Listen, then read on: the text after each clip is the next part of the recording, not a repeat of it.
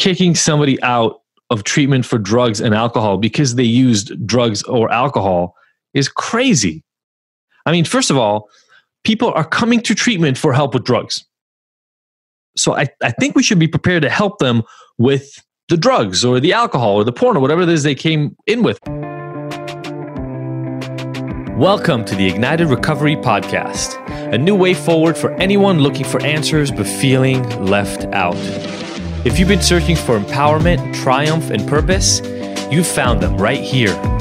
You won't hear the same solutions, and you're not going to have any excuses to fall back on, because Ignited Recovery allows heroes to rise and become their best selves. I'm Dr. Adi Jaffe, and I can't wait to be your guide on this journey. Are you ready to become an Ignited hero? All right. Hello, everybody, and welcome back to the Ignited Recovery Secrets Friday episode. I'm here to talk about something that I think is really important and something that a lot of us don't really pay attention to. And that is the fact that the way we help people with addiction right now is so messed up. It's so crazy that we should actually count our blessings that there aren't actually even more people dying from drugs and alcohol. And the piece that I want to focus on is actually not even what I focus on in the abstinence myth so much, or what I focus on in a lot of the other pieces that I talk about. But I want to focus on kicking people out of treatment when they relapse. And, you know, I went through this. So I, as you know, as part of the story, I went to a treatment center, and my lawyer told me when I got arrested, he said, you know, if you don't go and get help, then, you know, if you don't kick your addiction, then what's going to end up happening is you're going to spend at least 10, maybe 20, maybe even more, depending on what the judge feels like doing to you, years in prison. Now, I didn't want that. Probably not a big surprise. So I said, okay, let's go to rehab. If that's the thing I got to do, let's go to rehab. They hired somebody to find me a rehab. It was a rehab in Pasadena. You know, it was like $8,000 a month, which doesn't sound like that much nowadays, but it was 2001. And so it was a shit ton of money for my family at the time. You know, there were $20,000 a month places as well, but this was expensive. It was a lot of money. And so we go in, I get in there. I talked about the experience, but I don't even want to talk about that right now. What I want to talk about is the fact that I was there and doing okay. It took me a little while. You know, I'm coming off of meth, and it was, you know, it's a big deal. But I get in there, and we do the thing. We go to the groups and we go to meetings every day, and we you know, we have little buddies, and we do little morning workouts and whatever, all this stuff where we pretty much just sit around, watch movies, and go to meetings. That's pretty much what we were doing in the meantime. And after a month, I was doing so well, they let me go back to work, which is great because I think it's important to be functional. It's just the problem was they didn't really check what my job was. And my work at the time literally involved going to my recording studio, because that is where I used to make music. I don't know if you guys know this or not, but there's a lot of drug use in the music world. And that was not different in my music world. So we used to sit around and just get fucked up, like literally messed up. There was one time, and I'm not boasting, I'm just showing you how messed up my life was. I had this mirror on my mixing desk in my studio. This was before rehab, because everything got cleared out after the cops. But there were 3 little mountains of powder, of white powder. And one of them was crashed ketamine, another one was meth, and another one was coke. And it was almost like a little Russian roulette. Like you just wanted to get fucked up, you just do a little bit of one of those. And some of them would bring you up and some of them would bring you down. That's all we did. We would make music and get messed up, which is not that uncommon in the music world. And so that's where I went back to. I went back to the studio. Now there weren't that many people. A lot of the drugs had been clean, but apparently not all of them. After I got bored for a little while, I started looking around and I found more drugs. And, you know, at first I kept them to the side, but then I used them a little bit, and then I used them more, and I used them more. Within a month, I was using again every day. So now it's my 3rd month in treatment. I'm using all the time. Every time I come back from work, I'm paranoid. I think everybody knows. I feel like a piece of shit again because everything came out in the open when I had originally gone to rehab, and that was really nice. But now I'm lying again. And so I'm lying. That's every day. That's just what happens. I'm back to kind of my crappy life from before. And then New Year's Eve comes around, and in their ultimate wisdom, I think it was a test, and they sent me out, and they said, yeah, you can go out for New Year's with a pass and come back. So I go out, and I go out with my friends. And the only thing my friends back in those days knew how to do was get really, really, really messed up. And so I ended up spending the night doing meth at an ecstasy party. And you know your life has taken a turn for the worse. When you're doing meth at an ecstasy party, I didn't want to do ecstasy because I figured that would totally give me away for using. Apparently, thinking I was going to use meth all night was somehow normal. And I'm like, I'm on meth, everybody else on ecstasy, like giving me sort of the massage, people are hooking up in the corner, and I'm just bored. I'm like waiting, I'm looking at my watch, waiting for the night to end. But I also knew I might get tested. So I was using all these little tricks, these gallons of things you're supposed to drink and all this stuff. I show up back to the rehab, probably looking so messed up, it's not even funny. And they test me, obviously. They test me, I'm trying to cheat the test. I give them the urine, they say nothing. Another week passes. 2 weeks later, they come up to me and they say, hey, you tested dirty, or you tested positive for meth. You have to leave. And I tried to lie my way out of that with everything that I could. They wouldn't take anything. They made me grab my stuff. All I had was a car at the time. So put the stuff in my car and leave. Now, I kind of really want to stop the story here, and we will get farther in a moment. But I think that's messed up by itself, right? I mean, I can't be the only one that thinks that kicking somebody out of treatment for drugs and alcohol because they used drugs or alcohol is crazy. I mean, first of all, people are coming to treatment for help with drugs. So I think we should be prepared to help them with the drugs or the alcohol or the porn or whatever it is they came in with, right? Like, that's what, the way they were talking about me at the time. Like, I was a meth addict. Meth addicts use meth. They use other drugs too, but they certainly use meth by definition. Like, that's literally why I'm there. Now, because I struggle with using meth, and for other people it might be alcohol or porn or gambling or binge eating, that's likely to happen again. That's exactly why it's a struggle, right? Like, somebody who uses meth once and then moves on with their life and doesn't do it again, or uses it 3 times a month or 3 times a year and can just put it down and move on, they don't go to rehab. The people who go to rehab are the people who struggle with it and have a hard time stopping. So it's likely that I will use again. Now, if you're going to be treating addiction, don't you need to be prepared to treat people who are addicted, not the people who are cured? That's not helping. It's not a sober rehab. It's a rehab. It's a rehab for people who are struggling. Kicking people out for having exactly the condition that you told them you're here to help seems like the exact opposite of what a rehab is supposed to do.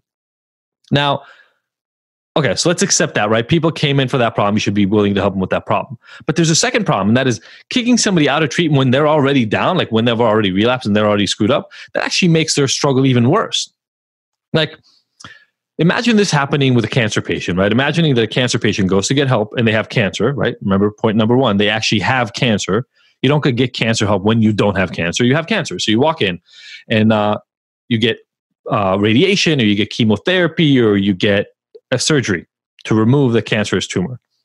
Now, let's say it worked and you're in remission. They have taken the cancer out. Now, they don't keep treating you for that cancer, by the way. They will keep testing and assessing you and making sure you don't need the help anymore. But they will, every 6 months or so, you come in and they do another set of tests and they say, oh, you don't have a cancer anymore. You can keep going home. And then one day you might come back and they will find cancer again. Just imagine that the doctor would say to you, hey, I'm sorry, we got to kick you out of treatment. You got cancer again. Like, that's literally why I'm here. It's for you to help me with the cancer. You treated it before, it got better, and now it's back again. Can you help me get rid of it again? Would be the appropriate response, not you need to look for somebody else to help you with it. I mean, like, what about depression? Let's move it out of physical health, because people a lot of times will say, well, that's cancer. That's not the same as addiction. Well, let's take it to depression. Like, let's say you go to a therapist because you struggle with depression and they specialize in depression. And you come in and you say, hey, I'm really depressed. I have a hard time getting out of bed and I feel really unmotivated. I'm hopeless about my future. I don't feel like there's anything that I'm doing that is helping it along. I've tried all these things. It's not working. And so you come in and your new therapist says, cool, this is my expertise. This is what I do. I'm here to help you. And you talk and, you go through talk therapy. Maybe you do see me a couple of times a week initially to really kind of get momentum under your feet, and you come together and it helps. And you feel a little bit better and you go, oh my God, that was really nice. Thank you so much. And then you come again the next week and it helps even a little bit more and you feel even better. And you come to your family and you say, guys, I'm happier. Life seems better. Maybe I even got put on antidepressants. I don't know. Just, St. John's wort. I'm exercising. Life is really nice. Isn't life great? And then 3 months into it, you get depressed again.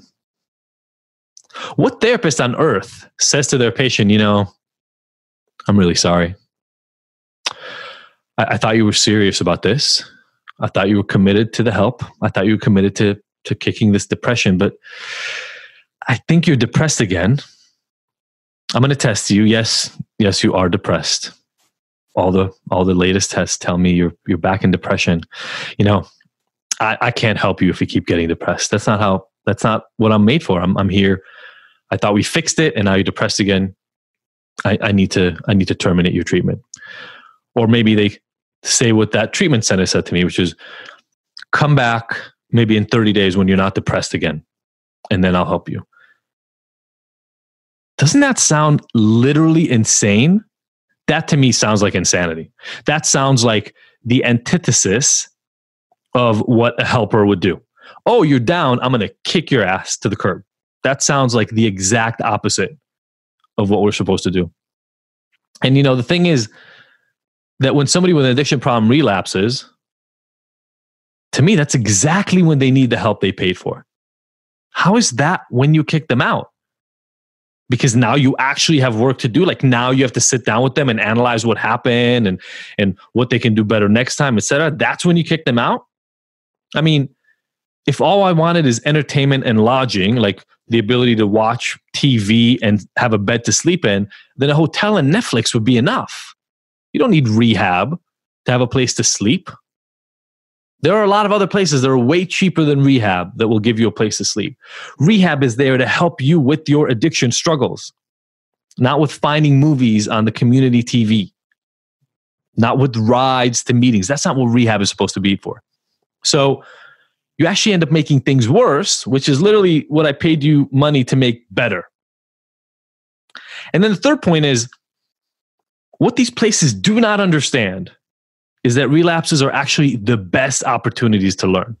I mean, if you think about it, don't we learn better in life in general from our mistakes than we do from our successes? I know I do, right? Like, when you do things right, you actually kind of just don't pay attention. If you're happy and you're good, unless you really have a process to keep track of that, you just move through life and you take it for granted. It's when things get screwed up that you go, oh, wait, what got screwed up? And you sit down and you analyze it. And you say, oh, what didn't work?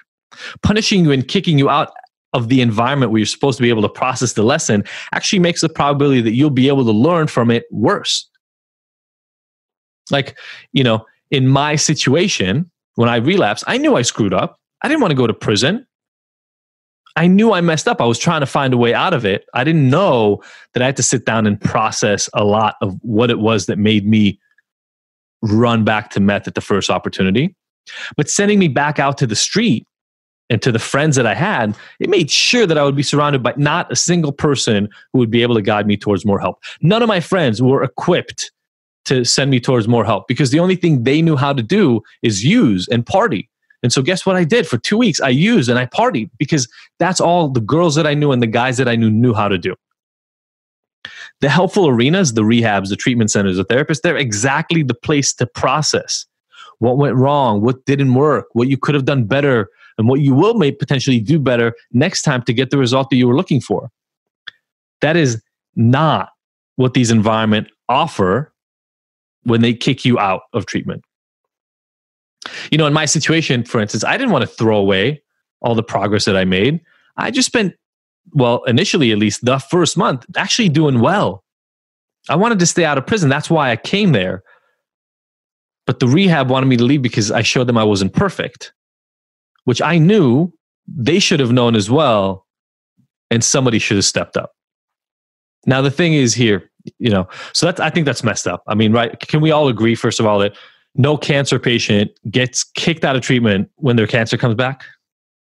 And no depression patient, no therapist would say to their patient, hey, you got depressed again? I can't treat you anymore. But that's just common practice. Like, when I tell this to rehab providers, they look at me like I'm crazy. Now, the thing is, I got lucky because when I was kicked out, I went right to a friend's house and I got high for 2 more weeks and did exactly the same bullshit stuff that I was doing before I ever went to rehab. But when it came time to talk to my dad about what actually happened, I, for some reason, decided to tell him the truth, which was not my original plan. But somehow something in my head told me, hey, just be honest with him. And even though he didn't take it well, it was the first moment where I decided that I had to solve the problem for myself, but not because the rehab helped me figure out how to do it, but because something inside told me that there was another way to do this. And so I did. I found a way out of it myself with their support. But the thing is, I kept using for those entire 2.5 weeks between those two rehabs. I had support when it came time for more treatment. I also had a couple of friends who were willing to kind of come and visit me in this new place. I'd somehow made the responsible choices. But the thing is that for a lot of people, and this is a common story, that same story ends in death, literally. I hear this from parents all the time when I give talks. People get kicked out of treatment, they go out and use and they die. Why? Because the people who were supposed to be there for them decided they weren't worth the risk. Those same people that they paid for help or were hired to help them decided to take the easy way out. They decided to say, oh, you really need help. We actually just wanted to babysit people who are already okay. And then those same people who are supposed to help call their patient's name. They say they're hopeless addicts, or they're in denial, or you need to get serious about your problem or learn from your mistake, or maybe you need to go out and use some more. I say, great job shirking your own responsibility. And now for me, there's a huge takeaway, not just for addiction, but in general. If you want to offer help for people, make sure you're ready to actually deliver it when they need it and not when it's convenient for you. That's not what helping is about. Helping is not about saying that you want to do better by others and then disappearing when they need you. And I see this coming up all the time in the mental health arena. People who are ready to help until things actually get tough. And then they quit or decide that it's a little more than they signed up for. But the thing is that helping is sometimes about believing in the people in front of you more than they actually believe in themselves. That's the magic. I hope this was a good lesson for those of you who are either in the helping profession yourself or struggling and felt like you got left behind, or maybe you have somebody close to you who's struggling right now and you haven't heard a message like this that can give them hope. And that is what I want to get out of this. So if you enjoyed this, please share it with the people close to you who might be able to benefit from it. Tune into our next week's episode, to our Wednesday episodes. Share, connect with us. We want to support you in your journey. Thank you so much. My name is Adi Jaffe. See you next week. Thank you for tuning in to the Ignited Heroes Recovery Podcast. I really hope you found the information here useful and that we'll see you back here next week. And look, I want to make sure that this podcast is the most useful it can be for you. So please let me know by emailing info@ignited.com if there are any specific topics or questions you'd like to have addressed.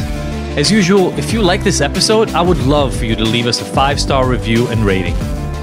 Thanks, and see you next week.